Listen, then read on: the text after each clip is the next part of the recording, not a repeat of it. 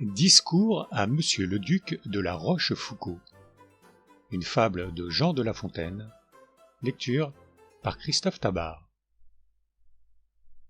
Je me suis souvent dit, voyant de quelle sorte l'homme agit et qu'il se comporte en mille occasions comme les animaux. Le roi de ces gens-là n'a pas moins de défauts que ses sujets, et la nature a mis dans chaque créature quelques grains d'une masse où puisent les esprits. J'entends les esprits corps et pétris de matière. Je vais prouver ce que je dis.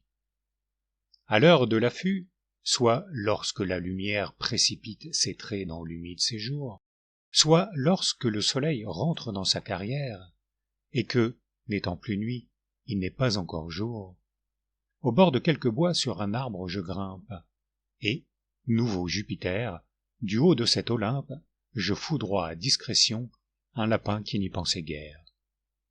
Je vois fuir aussitôt toute la nation des lapins qui, sur la bruyère, l'œil éveillé, l'oreille au guet, s'égayer et de thym parfumer leur banquet. Le bruit du coup fait que la bande s'en va chercher sa sûreté dans la souterraine cité. Mais le danger s'oublie, et cette peur si grande s'évanouit bientôt.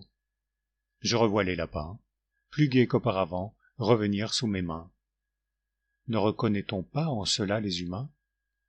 Dispersés par quelque orage, à peine ils touchent le port qu'ils vont hasarder encore, même vent, même naufrage.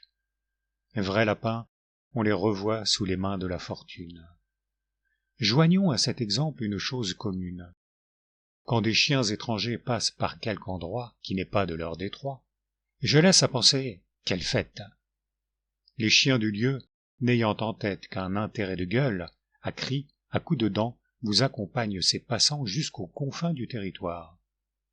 Un intérêt de bien, de grandeur et de gloire aux gouverneurs d'État, à certains courtisans, à gens de tout métier, en fait, tout autant faire. On nous voit tous, pour l'ordinaire, piller le survenant, nous jeter sur sa peau. La coquette et l'auteur sont de ce caractère. Malheur à l'écrivain nouveau. Le moins de gens qu'on peut alentour du gâteau, c'est le droit du jeu, c'est l'affaire. 100 exemples pourraient appuyer mon discours, mais les ouvrages les plus courts sont toujours les meilleurs. En cela j'ai pour guide tous les maîtres de l'art, et tiens qu'il faut laisser dans les plus beaux sujets quelque chose à penser. Ainsi ce discours doit cesser.